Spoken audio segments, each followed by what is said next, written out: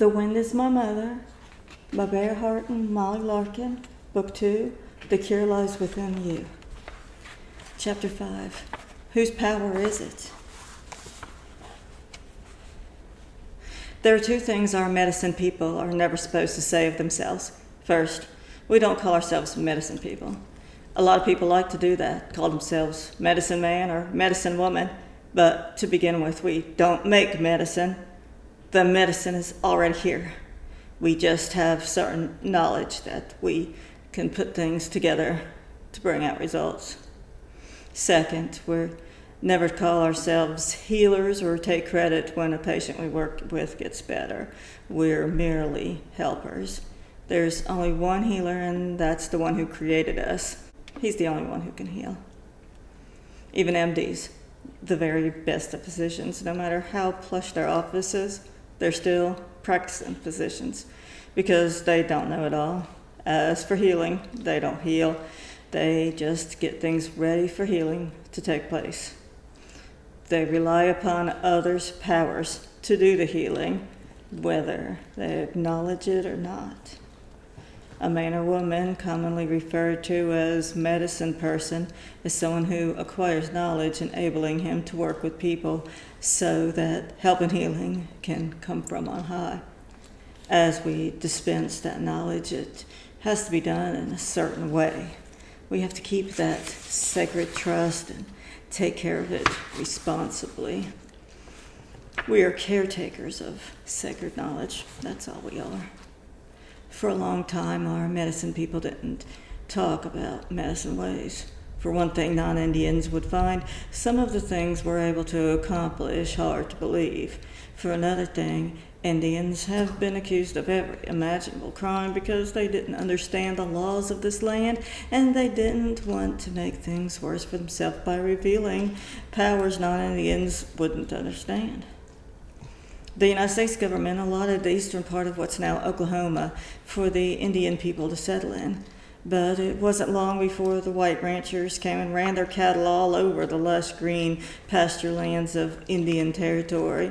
When the Indians tried to drive them off, they were taken to the nearest civil court in Fort Smith, Arkansas. That's where Judge Roy Bean, the hanging judge, had his court. Many of our Indian people were found guilty of cattle rustling when they were merely trying to get the cattle off the land they legally owned. With things like that going on, they didn't dare talk about medicine ways because they might even be charged with practicing medicine without a license. So they kept mum about it for a long time. It's only recently that we've begun to share some of our ways. During my training, Dave Lewis explained to me that our people didn't understand the white man's laws and often didn't know they'd done anything wrong until they landed in jail. Sometimes in court they agreed to certain statements which made them seem more guilty than ever. So to help our people be treated fairly in court situations, he had told me how to use the song I'd learned during my test in the river as the four-headed snake passed me by. Many years later, I had occasion to use that song. My nephew Jack had been arrested and charged with assault and battery when he was in the wrong place at the wrong time trying to help a friend. The friend had gone to his ex-wife's apartment to see his 4-year-old daughter. He found a big party in progress and his mother nowhere in sight. So he took the girl to Jack's apartment a few blocks away and said, "If your wife can look after my child, I'd like for you to go back to the party with me and wait for her mother to come home." My nephew had been asleep, but he got dressed and they both headed for the apartment to wait for the mother to come home so they could talk to her about having left the child. Meanwhile, the mother had returned, found her daughter gone, and called the sheriff. The sheriff showed up just as Jack and his friend approached the apartment. One of the people who knew Jack yelled, "Jack, run, they're going to kill you." When you're an Indian and frequently subject to harassment by roughnecks, you don't usually wait around to see what's going to happen. His buddy ran one way and Jack the other. He hadn't gone too far when he felt someone grab him from behind, and not knowing it was a policeman, Jack spun around and knocked him off the ground. Jack fell at the same time, and another deputy came up and arrested him for assault and battery of an officer. Before Jack's trial, I used a song I learned in the river to fix tobacco and took it to the courthouse. No one ever saw me there because I used another chant to make myself invisible. The chant doesn't literally make you invisible, but it keeps people from noticing you. Early in the morning, I spread tobacco all around the entrances to the courthouse while saying the names of the judge and prosecuting attorney as well as the sheriff and deputies. I fixed the doorways they'd be entering, so when they walked through the door, they were already subject to that medicine. I sat through the whole proceeding. They still didn't notice me there. When the sheriff and his deputies got on the stand, they made mistakes and contradicted one another. When the prosecuting attorney got up, he spoke only 2 minutes and then sat back down, which surprised even Jack's attorney. "You through?" he asked. That was the easiest argument he ever had to rebut. Then Jack's attorney wound it up, pointing out the inconsistencies and irregularities after hearing both sides. The judge called a recess. Jack's attorney told him, "This could go bad for you. Do you want to accept a lesser fine and go to jail for a year?" "No, I want to see this through." Jack knew I was there and he trusted me. The judge, instead of imposing a $500 fine and 3-year sentence, fined him to just $50 with no jail time, then forgot to assess him the $50. The song I learned in the river has to do with the fangs of a snake. A snake comes at you with what looks like 2 tongues. The Greek translation for the song means, "It's going to turn to fire and consume your words." That's part of the chant, and that's why the prosecutor ran out of words when he started summing it up. The song paralyzed his thought process. Before I would ever use this chant to help someone, I'd have to determine the righteousness and fairness of the situation, so serve as a sort of attorney. In this instance, I felt really clear in my mind that Jack didn't need to be punished because the sheriff had come up behind him with not identifying himself and telling him he was under arrest. Jack defended himself instinctively without knowing who was grabbing him. If it seems justice isn't being served, I can come through on occasion. That's part of using the medicine ways responsibly. Real snow. I was asked to bless a ski resort in Copper Mountain, Colorado a few years ago because there hadn't been enough snow in 8 years to make the resort profitable. He was operating but going downhill, so he asked me to come up there and bless the land. As I was driving through New Mexico on my way to Colorado, there were snow clouds in the sky above me, and I spoke to them, saying, "I want to meet your relatives at Copper Mountain. I'm on my way there." On the evening of my arrival, it began to snow. The next morning, I did a ceremony, and it really started snowing heavily. I would not allow any cameras or audio taping during the ceremony, but afterwards the news media came. Even the TV stations reported it, and a reporter from A Current Affair interviewed me and showed what was accomplished after I performed that blessing ceremony. The resort owners who had asked me to pray for snow are my friends. They give me a place to stay when I'm in that area, so I was happy to help them out. If I was that kind of a person, I could have capitalized on the many phone calls that came from all over the nation after the TV show aired. But I always need to be clear about my motivation for helping people. The resort staff screened the calls for me, but there was one lady who got through and asked me to pray for her to receive abundant riches. She said that if I did so, she would set me up for life. If she just said, "I need to meet my obligations, I have many of them," maybe we could have worked something out, but if I accepted her offer to set me up for life, I'd be taking advantage of the medicine ways to help out myself, and that goes against our teachings. I did not direct what the Great Spirit should do with the weather at Copper Mountain. I just made an appeal. I don't predict, and I don't take credit for what the Creator does. The snow that fell showed that a communication can still be made to the Creator, but people miss that. They look for great magic or tricks or whatever it is that they have a mind to call it. One interviewer asked me if I was magic, and I told him, no, it was just snow. In medieval times, it's said that through alchemy, base material could be changed into gold. Saint Germain was the greatest alchemist who ever lived, and he stressed the fact that when we appropriate these powers for mankind's use, then we are responsible to the great being for how we use them. Likewise, my elders taught the same thing. We must not misuse those powers because we have to answer for everything that we do. The basis of all alchemic action is the transference of energy. If you freeze water, it becomes ice, but it's still water. There's a transformation that takes place from one form to the other. Similarly, you can appropriate the power of clouds and everything they contain to produce rain, sleet, or snow. That's what I was asking for, and that's what happened. If you take care to sacred trust that your elders passed on to you in the beginning, then you can make an appeal to a higher power and get results. But along with that, there's a great responsibility. We may seek power to dispense certain knowledge that can help people. We can call in the wind, rain, snow, or fair weather. Maybe we'll need the rain to let up for a while so we can get through with some other part of the ceremony. Such things involve power, but whose power is it? To become powerful is to allow a greater power to work through you. But seeking power just to be considered powerful, we don't even talk about it. Working with energy. The medicine ways are multifaceted. There are many, many energies that we deal with, and some of them may seem even more mysterious than changing the outcome of a court case or bringing on snow. There's a place known as Wilcox Play in Arizona, where people have reported seeing mirages such as buildings, trucks speeding upside down, and people dancing. One person even saw a Southern Pacific train running across the playa, then disappearing into the earth one car at a time. The train he saw was part of a mirage because those things have actually happened in the past. A mirage is a reflection of something that had existed in another place and time in the physical world. If it's not a reflection of something that existed in some other time or place, then it's a hallucination. People have seen the Empire State Building way out in the desert. That's a mirage.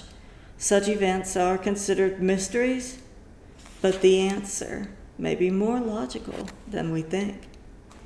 The atmosphere, the Earth's surface, and the refraction of light on a curve, all this takes up the particle composition of the atoms and places them elsewhere. The vibratory consistency of the various atoms in all things never goes away. I think it's possible that someday there will be a machine that will tune into the voices that were uttered years ago, like the voice of Moses and the voice of Christ, because the vibration, that energy, once it's created, just stays. What Western society calls inanimate objects, rocks, jewelry, clothing, even furniture and buildings, my people regard as living entities because there's energy within them that's alive. We call stones rock people. I had an uncle who could put rocks in his hand, sing a song, and when the song was over, the rocks would jump around in his hand. These inanimate objects can hold energy, whether it's visible externally or not. These days, many spiritual people are fond of collecting rocks and crystals. When you receive something solid from the earth, like a rock, a crystal, or even jewelry, you don't always know its history or what kind of energy it has accumulated. So it's best to bury it in the earth for 4 days, and on the 5th day, dig it up. By then, the energy will have been cleansed. Afterwards, hold it in your hand and put your own energies into it for something good, and then it's yours. It's the energy that you put into it that really counts. If you want to clear the energy of an item made of fabric, let it set out in the sun for 4 days. That'll take care of it. I knew a man who committed suicide, and shortly after his death, I was with his people helping them pray. They did a traditional giveaway, distributing his clothes and possessions to his family and friends. I told the people there to cleanse those objects for 4 days, to put the solid objects in the earth and fabric in the sun. That way the negative energy that caused him to take his own life would be cleared and wouldn't affect them. But some old sacred objects aren't meant to be cleansed or even found again. A couple from Albuquerque brought some artifacts back from an archaeological dig in Mexico, and a short time later they heard rattling in the room where they were kept. The wife called me up asking what to do. I had her bring those artifacts to me. I cleaned them up and told the couple, first chance you get, take them back. Energies were put into objects to keep them from being misused. In fact, at the time they were forced to leave their homeland, my tribe buried many of their medicine objects with songs of protection so that only qualified people knowing our medicine ways could get in there and dig them out. That's how they were put away. So there are a lot of things to think about when you go digging for artifacts. The dark side of power. We regard our sacred areas and ceremonies very highly. But it's said that in these good places, the powers or energies on the dark side are always looking, trying to get in. These are energies and people who don't like the light side of things. They don't want people praying, especially for one another. Some practice these dark powers to bring about disastrous results in life of those people who they think of as too good. People who are in the work of helping others often seem to be targets for those who don't practice our way of helping, but from all my years of training, I have a sort of built-in protection. If anyone gets really, really mad at me, as long as I don't resort with the same kind of energy, something bad happens to them. I don't do it. They do it to themselves. If I'm taking care of medicine in a good way, that's the Great Spirit's way of taking care of his own. When my tribe speaks of witchcraft, the term includes shamanism, sorcery, magic, and wizardry. We often refer to people who practice these arts as witches. Many people believe witches are evil, practicing the black arts, but what makes witchcraft good or bad is up to the individual using it. There are white witches with a positive identity, so the story I'm about to relate is not intended to place anyone in a particular category. One of my adopted sons invited me to speak at the student body of a major university. After my lecture, I was told by one of the school's officials that a group of people wanted an audience with me, and that since it was not part of our contract, it would be all right if I refused. When I said I didn't mind speaking with them, he added, I have to tell you that these people happen to be witches. That's all right with me. He said, remember, you're on your own now. As this was something new to me. Okay, well and good. 13 of them came in. 13 comprises one cell, including a high priestess and spokesperson. Their spokesman said that they had listened to my lecture and had detected a strong spirit within me and wanted my permission to use that spirit. Well, if there's enough to go around, you're welcome to it. There's only one thing. Mine happens to be positive, so if you try to use it in negative ways, it'll backfire and won't work. As I was saying that, one apparently wanted to try out his power and put me to the test. I felt a wind about 2 fingers wide come toward me, and just before it hit my lips, I blew it away. I knew what was happening. He was trying to choke me. When I blew it away, it went back on him, and he immediately began choking. Couldn't catch his breath, and had to walk out into the hallway. I followed him out into the hallway where he was still gagging and choking on the floor. I blew my eagle bone whistle at him, and he stopped choking. Then I fanned him with my eagle feather, and he started breathing normally again. My training has prepared me to cope with all kinds of situations. What most people call an aura I refer to as my shield, and in this situation, it served as my protector. Since my spirit is positive and for good only, I could not be vengeful. Whatever that young man tried to do to me merely backfired on him. I brought him back in and said, you evidently didn't believe me when I said your actions would backfire. I knew immediately when you tried to choke me. There are just 4 words I could speak, and they would be burying you tomorrow. But if I did that, I would be no better than what you tried to do. I challenge all 13 of you to zap in on me at one time. Together, you're bound to have a certain amount of power. The reason negatives seem to work all the time is that there's no positives to stand up to them. They didn't accept my offer. I had to study some of the witchcraft ways in my tribe in order to be able to help people who are victimized by it. I had an uncle who married in the Yuchi tribe and got involved in a dispute over some land. Someone got so mad at him that he hired a sorcerer to exact revenge. The sorcerer instructed the man to dig up my uncle's footprint from the ground where he had been standing, take the footprint out into the forest, and find a tree that had been struck by lightning. The sorcerer got the wood from that tree, built a fire, and sang a chant with my uncle's name on it. Then he put that footprint in the fire. In a few days, the bottom of my uncle's foot began to get hotter and hotter. When he put it in water, the water would get warm. When he put it in ice water, in no time, the ice would melt. My uncle went to an Indian hospital in Claremore, Oklahoma, but the doctors were baffled, so they sent him to a dermatologist in Tulsa. That doctor couldn't do anything either, so my uncle came back home and contacted me. He said, "Nephew, I want you to help me." I went to see him. By that time, the problem had spread up his leg to his knee. The tissue was dying and dropping off and formed a smelly pus that wouldn't heal. He couldn't walk or even stand on his feet anymore. I told him, "I want you to be truthful. You know, I try to help people, but I must also realize my own limits as far as what had been entrusted to me to do.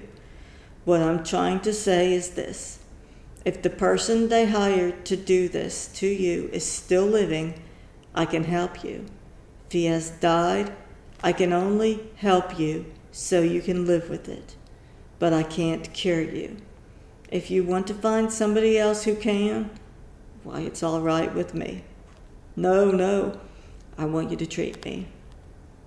I had to use my own powers of visualization to figure out what happened to him because he knew he'd been witched, but he didn't know how. Then I had to locate the poison that had settled inside his body by saying a chant over and over as I looked for poison. In this case, it was a smelly mass that moved around inside him, leaving behind little pimples and boils on different parts of the leg.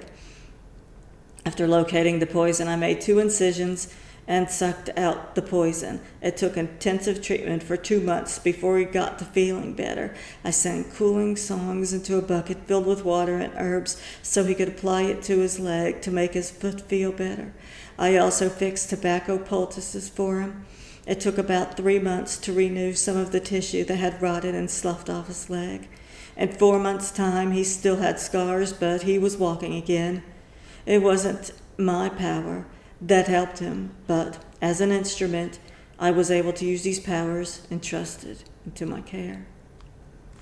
In our medicine ways, we can't use these powers for ourselves alone, or else the medicine will not work to help other people.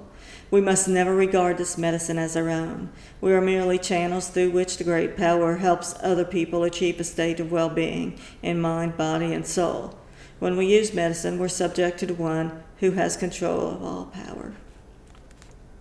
When power is misused to hurt others, our people say you always pay for it in one way or another. If you use it out of envy or out of revenge, you can cripple someone. And when you do that, you pay for it, maybe in the loss of a loved one or some great tragedy to yourself or your bloodline. And if nothing like that seems to happen, at one point, when you leave this earth, you're going to have to face the one who gave you this power in the first place. And he's going to ask, "I gave you certain knowledge, certain power. How well did you use it?" You're going to have to answer him. And you can't lie.